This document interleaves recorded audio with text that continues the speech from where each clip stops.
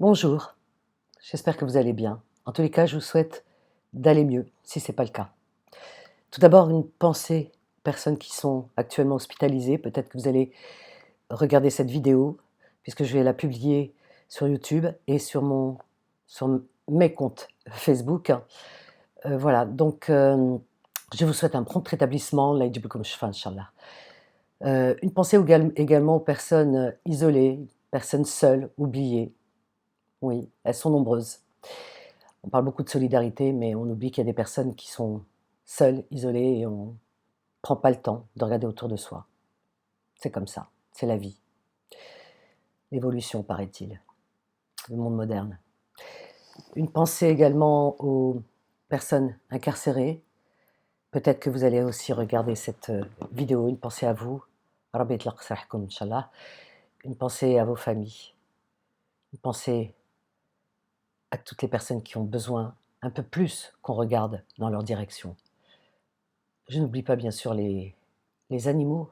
Eh oui, les animaux, on les oublie, on a tendance à les oublier parce qu'on pense que c'est du décor, comme le décor de Noël. Vous savez, sur l'arbre de Noël, sur le sapin, quand Noël est passé, eh bien, on retire les guirlandes, on retire toute la décoration et on met ça dans les cartons et on met ça dans la cave ou dans le grenier. Eh oui. Alors, donc non, les animaux ne font pas partie juste du décor comme ça. Ce ne sont pas, ce ne sont pas des, comment dire, des objets sans vie. Non, non, ce sont des êtres vivants comme nous, absolument comme nous, qui ressentent la douleur tout comme nous, puisqu'ils sont dotés d'un système nerveux comme nous et qui ressentent forcément la douleur. Ça dit bien ce que ça veut dire. La nature est faite ainsi et on ne prend pas le temps de regarder la nature, de l'écouter, d'être à l'écoute justement des messages que nous envoie tous les jours, à chaque instant, chaque once de seconde, la nature. Prends pas le temps. Non, non, non, non. On va écouter plutôt ce que disent les autres, des gourous, je ne sais quoi, qui vont nous dicter notre vie. Il y en a même qui arrivent à écouter, avant d'entrer par exemple, ne serait-ce que pour des besoins naturels dans les toilettes, s'il veut se poser des questions: «Est-ce que je vais entrer avec le pied droit ou le pied gauche?» et cetera. Vous voyez? Ça va très, très, très loin, hein, vraiment. Les animaux ne se posent pas ce genre de questions parce qu'ils sont tellement en osmose avec la nature. Ils n'ont pas besoin de gourou, les animaux. Voilà, ça commence bien, hein, n'est-ce pas? Ben oui, je commence fort, c'est comme ça. Hier, j'ai regardé, une émission, en replay, une émission qui s'intitule, hem, «Mariés au premier regard». De temps en temps, je regarde cette émission. J'aime bien parce qu'elle, relate de la société, de, de la situation, de comment on évolue et donc depuis quelques années, de temps en temps, je regarde. Je trouve ça intéressant parce que ça nous donne un petit peu quelques indications un petit peu sur nos comportements. Hem, oui, aujourd'hui, les gens ont du mal à rencontrer. On les voit, hein, de jolies femmes, des hommes qui sont pas mal non plus et qui sont autonomes, qui ont un travail, qui ont un logement, qui ont une vie, normale, voilà, qu'ils assument et pour autant, ils ont du mal à rencontrer l'âme sœur. Alors quand ils le rencontrent, ça se passe mal, c'est ça ne dure pas et cetera. Donc ces personnes, mettent leur, confiance, on va dire leur confiance, pas leur vie, mais leur confiance, entre les mains de la science pour, pour les aider à rencontrer la bonne la bonne personne, la personne qui leur correspond, on va dire, qui correspond le mieux à leurs attentes. Alors, heu, pour certains ça marche, pour d'autres, bon, bah, ça ne marche pas, c'est comme ça, mais sinon pour certains ça marche. Moi j'aime bien regarder le verre à moitié plein. Hier soir, mon attention, a été portée s'est portée pardon sur ces 2 jeunes garçons, il y en a un de 40 ans, l'autre de 31 ans, Pedro et Jefferson, donc 2 hommes, qui cherchent l'âme sœur et qui sont homosexuels. Alors, moi, pour moi, c'est le bonheur avant tout, hein, c'est bien sûr. Et pour moi, la normalité n'existe pas parce que la normalité, c'est sort je veux dire, quand on entend normalité, on entend norme. C'est-à-dire qu'il faut rentrer dans les normes. Les normes, c'est nous qui les avons inventées et donc je ne crois pas aux normes. Voilà, j'aime bien les gens qui sortent des sentiers battus et qui cherchent leur voie et qui ont le courage, en tous les cas, d'assumer leur choix.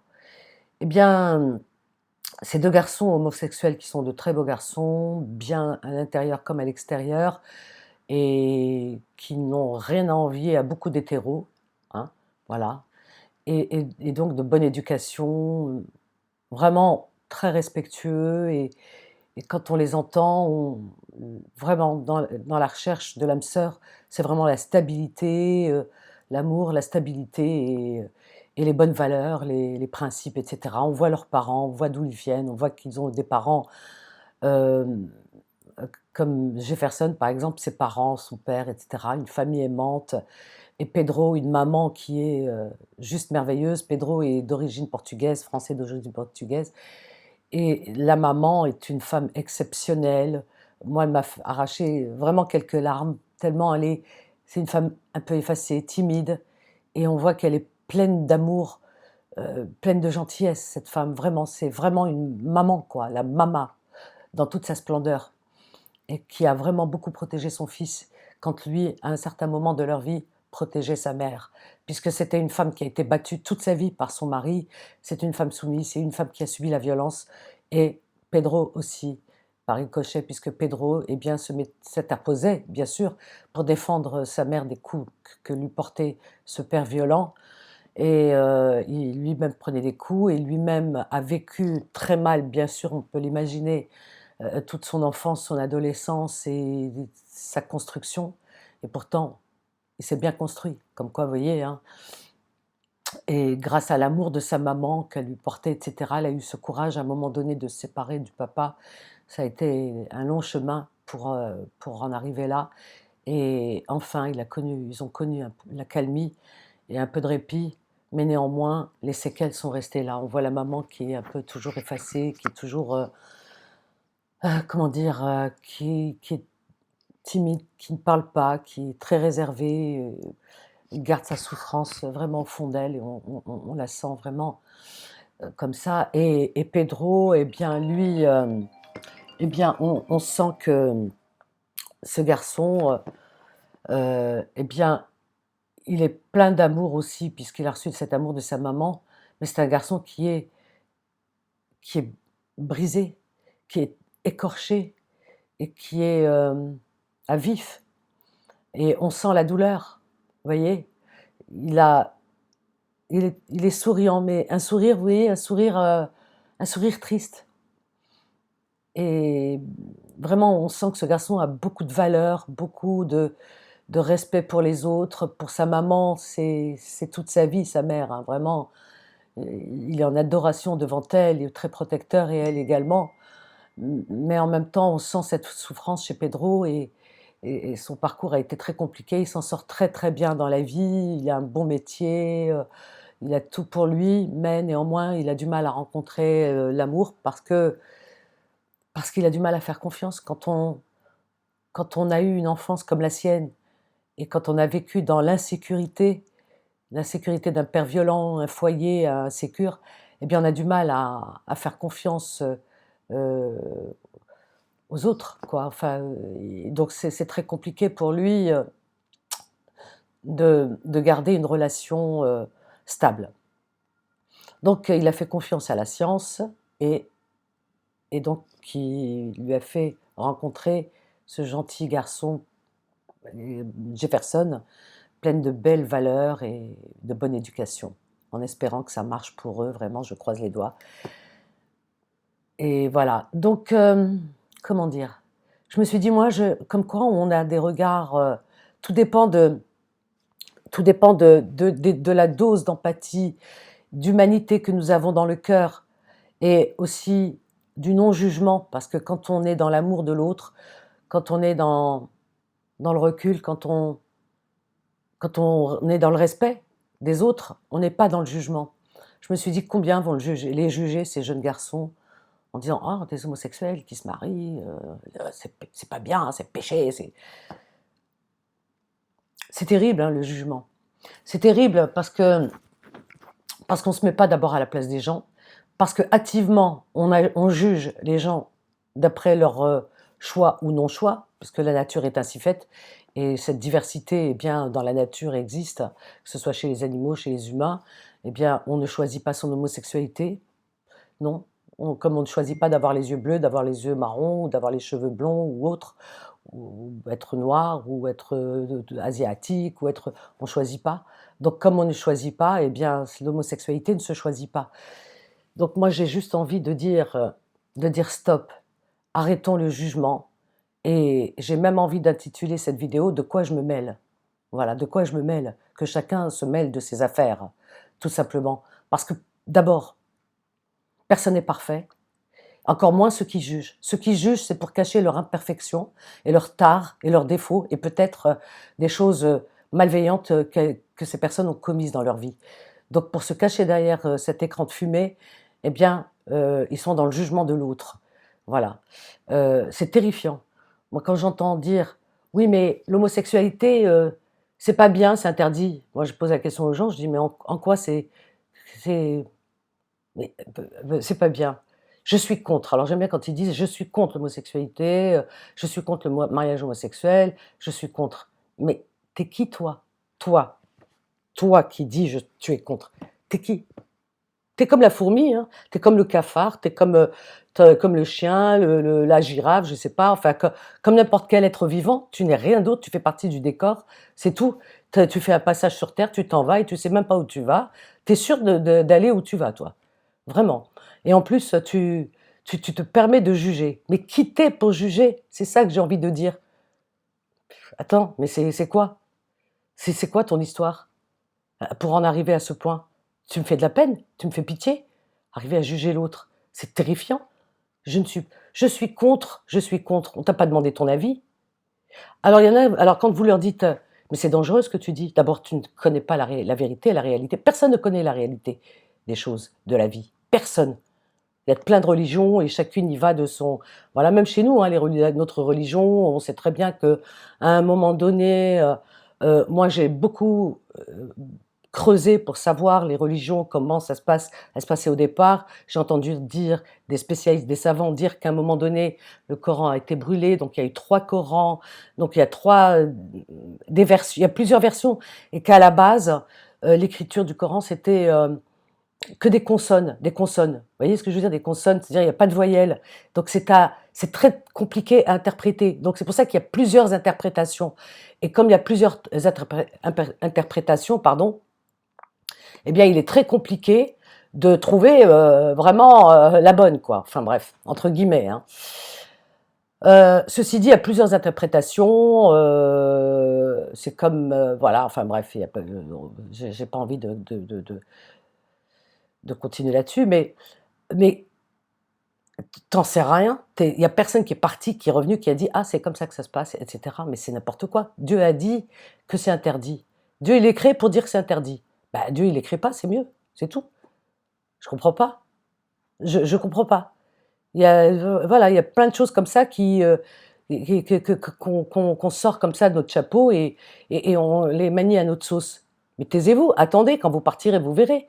Mais je ne vois pas en quoi Dieu créerait des êtres humains pour, après, dire que, pour les pourchasser et nous demander de les violenter, de les agresser, de les mettre à part, en marge, etc. Parce que c'est ce qui se passe.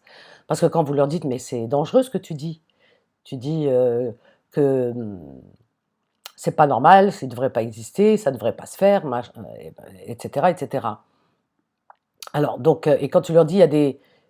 Parce qu'avec ces discours, ben, à un moment donné, on les pendait, on les tuait, puis il y a encore des pays où la peine de mort, hein, la peine de mort pour les homosexuels, hein, pour homosexualité. C'est grave, hein, leur crime, c'est d'être naturellement ce qu'ils sont. Alors, ces personnes vous répondent: «Ah non, je ne dis pas qu'il faut les tuer». Ah ouais, là, là est la frontière. Et moi, je vais vous dire une chose. Parce que ces personnes qui disent: «Ah non, je veux pas qu'on les tue», mais sauf qu'eux, ils sont dans le péché que c'est pas bien. Mais toi qui dis ça, il y a des gens qui disent la même chose que toi et qui sont dans les pays où on les tue, où on les pend. Et ces personnes trouvent normal qu'on tue des homosexuels. Voilà, qui passent par la peine de mort, parce que pour leur homosexualité. Des gens qui tiennent les mêmes discours que toi ici c'est trop facile, parce qu'ici tu sais très bien qu'il n'y a pas la peine de mort. Comme il n'y a pas la peine de mort, donc c'est facile. Puis il y a des lois qui, euh, qui punissent, et tant mieux. Voilà, ce genre de discours. Alors donc tu te caches ici derrière ton hypocrisie en disant non mais je ne suis pas, non mais bien sûr que je ne suis pas pour qu'on les tue, ça va pas, non. Mais si toi, qui tiens ce genre de discours intolérant envers les homosexuels, tu dis je ne suis pas pour qu'on les tue, mais je suis contre, si tu te trouvais dans les pays où on les tue, tu dirais pas je ne suis pas pour qu'on les tue. Tu irais même sur la place publique pour assister à leur agonie. Oui, mais oui, il faut se regarder dans un miroir et oser se regarder et se dire la vérité. Arrêtons de nous cacher derrière nos hypocrisies. C'est fou. Je vous jure que c'est vrai, que ces personnes ici qui, comment dire, qui injurent les homosexuels, qui les insultent et qui disent que ce n'est pas normal, qui les jugent, etc., ces mêmes personnes, s'ils se trouvaient dans les pays où on tue encore des homosexuels, je vous promets que ces mêmes personnes trouveraient normal et seraient les premiers sur la place publique pour les voir pendus haut et court, comme on dit. Ben oui, ben, il n'y a qu'un pas, il n'y a qu'un pas. À partir du moment où on dit c'est pas normal, je suis contre, mais qui tais-toi pour être contre? Qui tais-toi? Parce que vous ne voyez que la sexualité. Vous savez qu'il y a des homosexuels qui s'aiment comme vous? Ils sont nombreux, ils sont 100% même, presque. Pourquoi? Parce que c'est le cœur. Il y a des hétérosexuels qui sortent avec des femmes, qui jouent avec elles, qui leur font miroiter monts et merveilles, mariage, tout ça, etc. Une fois qu'ils sont passés au lit, eh bien, ils les jettent et voilà. Combien de jeunes filles ont été dépucelées comme ça? Mais je me marierai avec toi et tout. Une fois qu'il a fait son affaire, il la jette. Combien de femmes, pareil, qui veulent faire leur vie, elles rencontrent des hétérosexuels qui leur disent mais non, mais tu es belle et je t'aime et je veux t'épouser et voilà, ils leur montrent je sais pas quoi, des mirages comme ça, etc., des châteaux en Espagne comme on dit. Et une fois qu'ils ont fait leur affaire, c'est fini, plus de nouvelles, plus rien. Des hétéros. Donc arrêtez. Alors ceux-là, ils vont vous dire, une fois qu'ils se rangent, ils vont dire non mais je dis c'est péché ce que tu as fait quand même, tu as joué avec la sensibilité des femmes.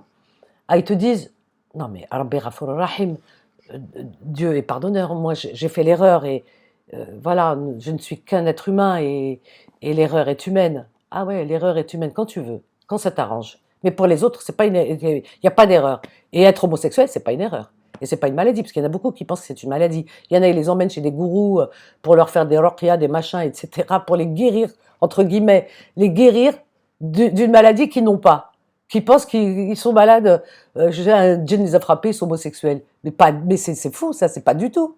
C'est incroyable. Hein. Pour eux, c'est une maladie. C'est une tare. Et ça, c'est valable dans toutes les religions. Hein. Je ne parle pas que de la nôtre. Hein. C'est partout. Hein. Vous voyez, chez les chrétiens qui sont comme ça, eh ben, ceux-là, pour eux, ils promettent pareil l'enfer aux homosexuels. Hein. Ils leur font l'enfer même ici. Hein. Ah oui, oui, oui. Dans toutes les religions, de toute façon, elles se sont mises d'accord. Voilà. Nous, on n'a rien inventé. De toute façon, la religion musulmane, elle n'a rien inventé. Quand vous lisez, c'est l'Ancien Testament. Vous trouvez dans l'Ancien Testament, dans la Torah, ce qu'il y a dans le Coran. Les gens ne savent pas toujours, parce qu'ils disent non, ah non, non, non. L'islam, c'est une religion qui est nouvelle, qui est machin, qui est arrivée comme ça, et qui est complètement différente. Pas du tout. Mais à la virgule près, cherchez, vous allez voir. C'est exactement, vraiment, à l'identique, exactement comme les autres. Tous les interdits sont les mêmes, et tout le reste, pareil. On a juste rajouté deux petits trucs. Par exemple, le carême, allez, on fait un mois au lieu de faire juste quelques jours. Comment dire et puis, les prières, elles sont les mêmes. Hein. Ah oui, oui, les prières sont les mêmes. Hein. Alors, regardez, cherchez, par exemple, chez les bouddhistes, comment ils prient. Ils mettent le front par terre et tout, les bouddhistes. Exactement comme font les musulmans. Les bouddhistes, hein, je parle. Je parle même pas des religions monothéistes. Non, faut arrêter. Les religions, elles sont toutes les mêmes. Et les interprétations sont différentes. Parce que chacun y va de son interprétation. Chacun son interprétation. Parce qu'ils sont entrés dans le secret des dieux, les gens.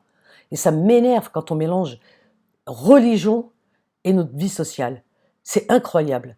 On vit dans un, comment dire, on vit dans un grand mensonge. On vit dans le mirage. Vous voyez les gens dans le désert, ils ont soif et ils voient une oasis soudainement.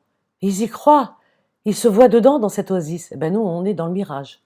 On est dans cette oasis, dans le mirage. On n'est pas dans la réalité. On est hors sol. On n'est plus. D'ailleurs, on est déconnecté.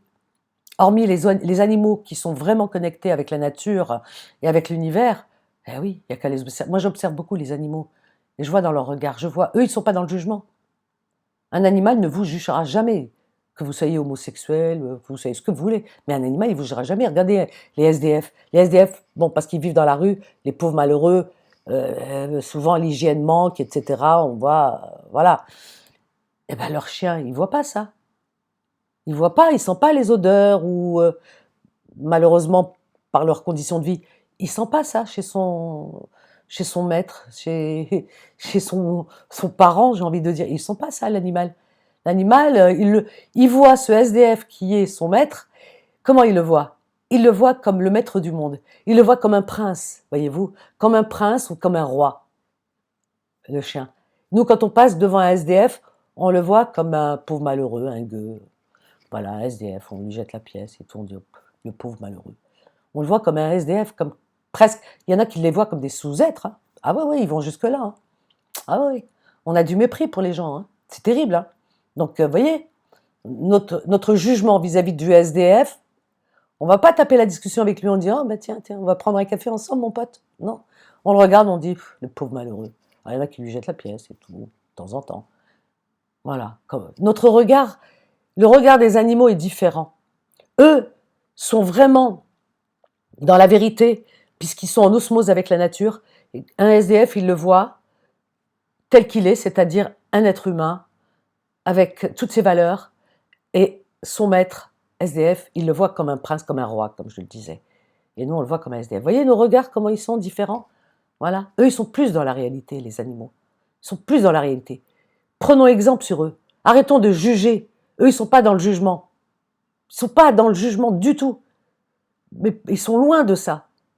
Ils sont dans la réalité des choses. Si vous leur faites du mal, ben ils se défendent. C'est tout. Si vous êtes gentil avec eux, ben ils sont gentils avec vous, les animaux. Et ils ne font pas de mal à la nature. Ils ne font pas de mal... non, ils respectent la nature. Et nous, regardez le mal qu'on lui fait à la nature. Ah oui, et qu'est-ce qu'on se fait comme mal entre nous? Nous, on est dans le jugement. Non, les gens se jugent entre eux, ils se jalousent dans les familles. Pourquoi l'autre il a ça? Pourquoi il a une belle voiture? Pourquoi il a une belle maison? Pourquoi moi j'ai pas? Pourquoi on n'est que dans ça, dans l'envie, la jalousie, les critiques, l'autre comment elle s'habille, telle femme. Ah oui, mais t'as vu comment elle s'habille? Oh, ouais, non mais celle-là, ouais, non mais ça se voit, hein, c'est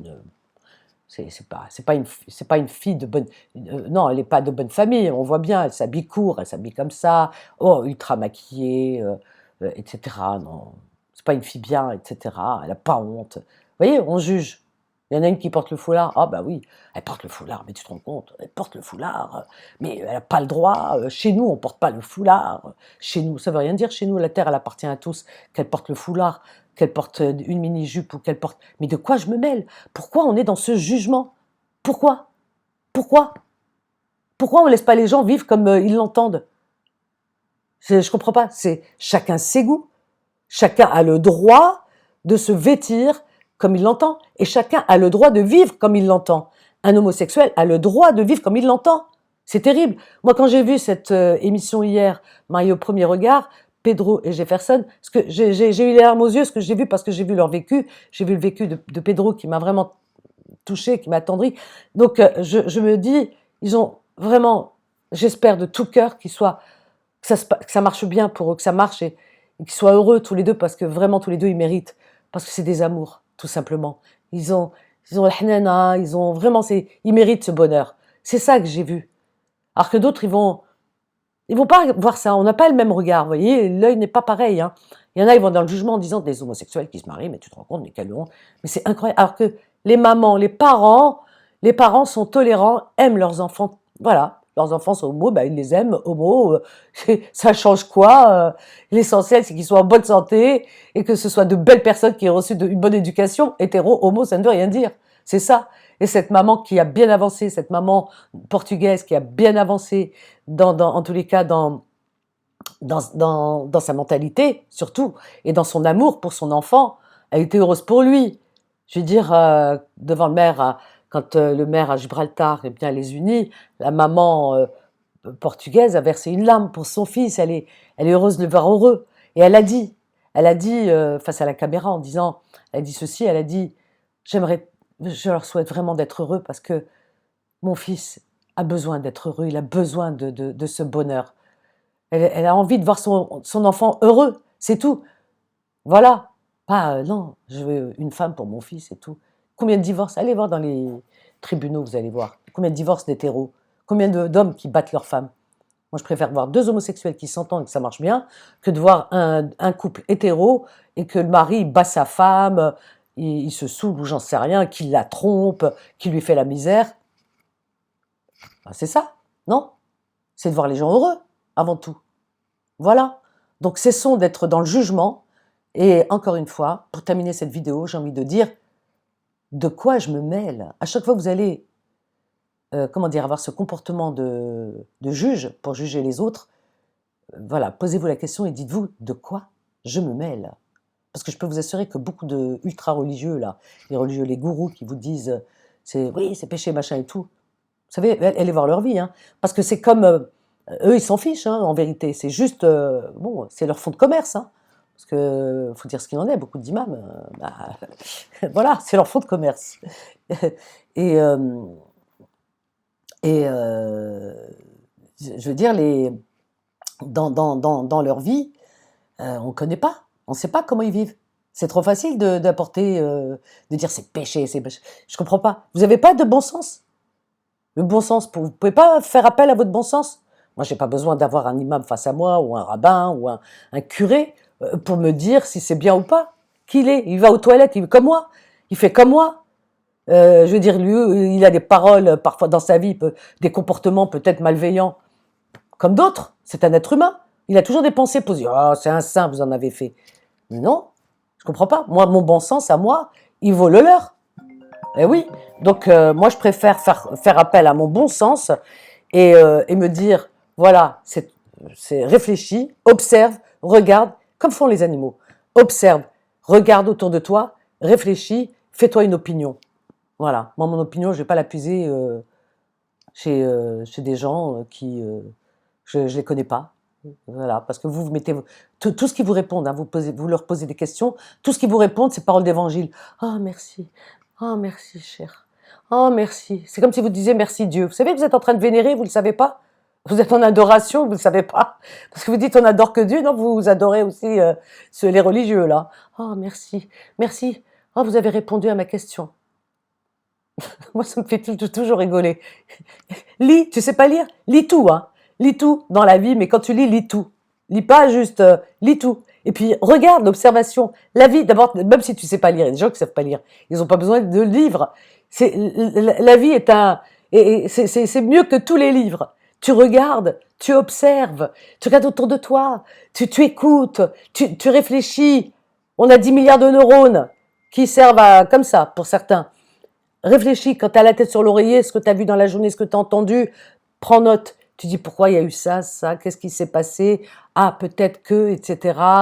Fais-toi ton opinion à toi tout seul, fais ton analyse. N'attends pas, ne brade pas ton cerveau. Ne laisse pas les autres manipuler ton cerveau, parce que tes neurones, à force, ils vont s'atrophier de plus en plus. Et à un moment donné, tu vas devenir un robot. T'es pas loin, hein. Parce que moi, je suis toujours en rébellion et je ne vais jamais dans le sens de ce que me disent les autres. Je vois pas pourquoi. Moi, je les connais, les cheikhs, les imams et tout ça, on en connaît plein. Bah, écoutez, ils m'épatent pas du tout. Ils m'épatent pas. Ils n'ont pas de vie meilleure que vous. Ils sont pas meilleurs que vous. Voilà, ils sont là, ils vous disent ce qu'il y a à faire, à dire. Chacun son fonds de commerce, c'est tout. Mais non. Moi, pour moi, mon esprit, je suis désolée, hein, je vais être dans le mépris, est supérieur à certains de ces religieux qui vont vous dire c'est comme ça, faites ça, et pas autrement. Tu lui dis oui, mais fais ça, et pas autre chose. Non, non, non, c'est bien. Non, c'est pas bien. C'est halal, c'est haram.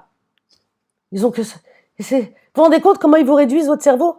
Halal, haram, machin, etc. J'aurais honte, moi, très honnêtement, d'aller poser des questions à des gens, alors que j'ai mon bon sens à moi. C'est-à-dire que lui, il va guider ma vie, mais qui il est, lui? Qui il est? Vous vous rendez compte? Attendez, c'est pas possible.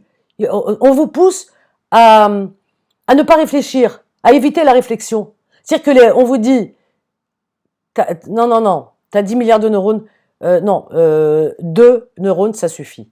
Voilà, fais fonctionner 2. Tu manges, tu bois, tu dors, tu travailles. Et la deuxième, tu viens me poser des questions, etc. Et moi, je te réponds, c'est tout. Voilà, 2, ça suffit. Pendant que d'autres font fonctionner de plus en plus de neurones.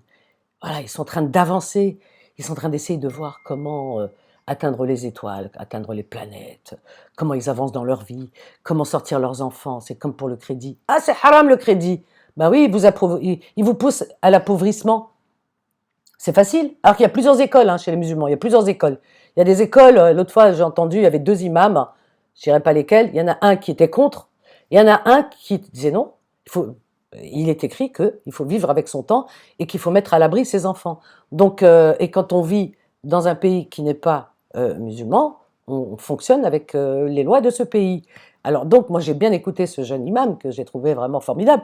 Donc voilà, voyez-vous, donc, et les autres vous disent non. Pendant qu'ils vous disent, alors je vais rigoler là, là je ris. Vous savez pourquoi? Parce que pendant qu'ils vous disent qu'il ne faut pas faire d'emprunt, de crédit, alors que c'est pour mettre à l'abri vos enfants. La vie, elle est dure, de plus en plus dure. On peut même pas acheter aujourd'hui une voiture. Impossible d'acheter une voiture sans crédit. Si vous y arrivez, moi, j'arrive pas. Un meuble, quand on achète un meuble, un électroménager, un appareil électroménager ou autre, on l'achète à crédit. Parce qu'on peut pas, on n'a pas l'argent comme ça. Parce que tous les jours, il faut payer les loyers, machin, etc. La vie, elle est dure, elle est chère au quotidien. Donc, on fait des crédits, ça nous sauve la vie. Au moins, on peut avoir des appareils ménagers, on peut avoir une voiture, on peut avoir un appartement ou un toit, en tous les cas, pour mettre à l'abri nos enfants. Oh, mais ils vous disent non. Et pourquoi je rigole et j'ai pris du recul comme ça? Vous savez pourquoi? Parce que ça m'amuse. Parce que j'en connais qui ont bien mis leurs enfants à l'abri, eux. C'est religieux. Ah, eux, ils possèdent ici, au bled, ils ont tout. Il n'y a pas de souci pour eux. Ben oui, parce que d'abord, vous donnez beaucoup d'argent. Vous partez là, la Mecque, le Hajj, tout ça et tout. Donc, il y a beaucoup d'associations, de imams, machin, etc. Donnez, donnez, donnez, donnez, donnez, donnez, donnez, donnez, Dieu vous le rendra. C'est comme ça. Eux, ils prennent, ils mettent à l'abri leurs enfants. Ils ont tous des biens ici, au bled, partout. Ils roulent dans des belles voitures et tout. Vous allez me dire qu'ils les ont achetés comme ça. Et ils vous disent, ah non, toi non. C'est-à-dire que toi, t'as pas le droit. Lui, il a le droit, mais toi, non. Toi, il faut que tu restes pauvre. Il te dit non. Alors, il y en a même qui disent, quand tu leur dis, ouais, mais cher, comment je fais pour avoir un toit quand même et tout ça, comment il faut? Eh ben, tu économises. La bonne blague. Le mec, il se fait peut-être 2000 euros par mois, 2500, allez, on va dire 3000 euros par mois. Il a des enfants, il a une femme à nourrir et tout. Il économise quoi? Tiens, même s'il revient 4 ou 7 fois dans cette vie, il meurt, il revient, il meurt, il revient, il pourra pas s'acheter cette maison de ses rêves pour mettre à l'abri ses enfants. C'est du foutage de gueule. Mais vraiment, on se fout de vous et vous le voyez même pas. Et vous dites, ah oui, c'est crédit, c'est haram. Ben oui, c'est haram. Donnez, donnez, donnez. Mais c'est n'importe quoi. Vous vous rendez compte? Mettre à l'abri vos enfants. D'ailleurs, vous ne pouvez pas échapper au crédit. Vous racontez que des conneries. On ne peut pas échapper au crédit. Vous allez acheter 1 kilo de pommes de terre. C'est du crédit. Vous donnez votre carte bancaire. Vous payez avec votre carte bancaire. On appelle ça une carte de crédit. Mais c'est n'importe quoi. Il y a forcément, il y a toujours une commission quelque part. C'est n'importe quoi. On vit dans un monde autre aujourd'hui. On est en 2023. Ça suffit. Moi, je vous dis, arrêtez d'écouter ces gourous qui sont en train de vous enfoncer pendant que d'autres communautés sont dans la lumière, payent des études. Et pour payer des études aux enfants, vous ne faites pas un crédit à la consommation et tout? C'est-à-dire que vos enfants, il faut qu'ils restent toujours dans les écoles, machin, derrière et tout. Bah, il faut leur payer des cours, des machins, des voyages, je sais pas, culturels et tout. Et puis les études, ça coûte cher. Tout ça, ça demande de l'argent. Non, ils vous disent non. C'est-à-dire que vos enfants, faut les laisser dans la misère. pas acheter d'articles ménagers, ni rien du tout, pas acheter de voiture, pas acheter de maison, rien, vous payez votre loyer toute votre vie. Et les loyers augmentent d'année en année, c'est-à-dire que d'année en année, ces loyers qui augmentent, eh bien, vous allez les payer de plus en plus cher, et toute votre vie, ça sera ça. Jusqu'à votre mort, et vos enfants, quand vous mourrez, vous leur laissez rien du tout, et eux, ils vont encore retrimer, pendant que les autres, voilà, ils ont été mis à l'abri. C'est dingue ça quand même. Ça s'appelle du bon sens. Elle lui demandait, voilà, un imam ou je sais pas quel gourou, elle lui demandait, est-ce que le crédit, je dois acheter une maison, comment je fais parce que je voudrais acheter une maison pour mettre à l'abri. Ah non, c'est haram, hein. Il n'y a rien à foutre de ta vie en vérité. Parce que s'il avait de l'empathie pour toi et pour tes enfants, il te dirait, écoute mon frère, voilà, on vit dans une autre réalité. Voilà, on vit dans une autre réalité, c'est incontournable. Impossible de vivre sans crédit. On vit tous sur crédit. Donc mon frère, mets tes enfants. Au contraire, t'as quelque chose, t'as fait une belle action à parce que tu mets à l'abri tes enfants et au moins le jour où tu fermes, déjà toi quand tu vas vieillir, tu vas pas payer de loyer parce qu'on voit que les retraites elles sont en train de disparaître. Avec quoi tu vas payer ton loyer? Et puis le jour où tu disparais, tu fermes tes yeux, au moins tu mets à l'abri tes enfants. Alhamdoulilah, tes enfants au moins ils disent Allah yarham baba, Allah yarham yimma qui nous ont khallawna had al-hajar. C'est ça. Non, non, non. Vous rendez pas compte que c'est n'importe quoi. Il n'y a aucune réflexion. Et qui ne veulent pas votre bien. Ressaisissez-vous. Voilà. À bientôt.